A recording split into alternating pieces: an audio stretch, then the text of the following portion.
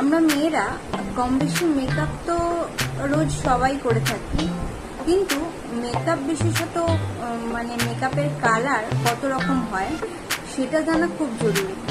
Makeup colour সাধারণত 3 রকমের হয়। এক হচ্ছে ইউলিস মেকআপ, নাম্বার 2 হোয়াইটিস makeup, number 3 skin tone wise makeup. এবার আমরা যে 3 ধরনের মেকআপের কালার জানলাম, সেই কালারগুলো আমরা দেখলে কিভাবে বুঝবো কোন কালার কোন স্কিনে যাবে, সেটা আমরা কিভাবে বুঝবো। আজ আমি এই ভিডিওতে সেটাই তোমাদেরকে বলবো। আমাদের স্কিনের বা আমাদের মুখের, আমরা যখন মুখে মেকআপ করি তখন স্কিনের বিভিন্ন রকম প্রবলেমস ঢাকার জন্য আমরা কনসিলার ইউজ করি। তো কনসিলারেরও ভাগ আছে, যে কনসিলারের বিভিন্ন কালার আছে। তো কোন কালারটা কোন স্কিনের জন্য যাবে সেটাই তোমাদেরকে বলবো।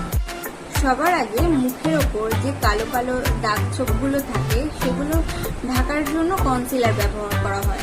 এবারে কি রঙের কনসিলার কোথায় ব্যবহার করব? সাধারণত সবার প্রথমে ব্রণ দাগ, লালচে লালচে স্কিন প্রবলেম, সেগুলো তাদের জন্য হচ্ছে গ্রিন কালারের কনসিলার ব্যবহার করব। ইয়েলো কনসিলার, এটা সব ধরনের স্কিনে মোটামুটি ব্যবহার করা যায়। অরেঞ্জ কালারের কনসিলার সাধারণত মুখের কালো দাগ ছোপ ঢাকার জন্য ব্যবহার করা হয়, যেমন চোখের তলার কালি, ঠোঁটের উপর নিচে কালো ডার্ক স্পট, এইসব কিছু ঢাকার জন্য অরেঞ্জ কালারের কনসিলার ব্যবহার করা হয়। বেসিক্যালি অরেঞ্জ কালার আর ইয়েলো কালারের কনসিলার মোটামুটি সব স্কিনের জন্য ইউজ করা যেতে পারে।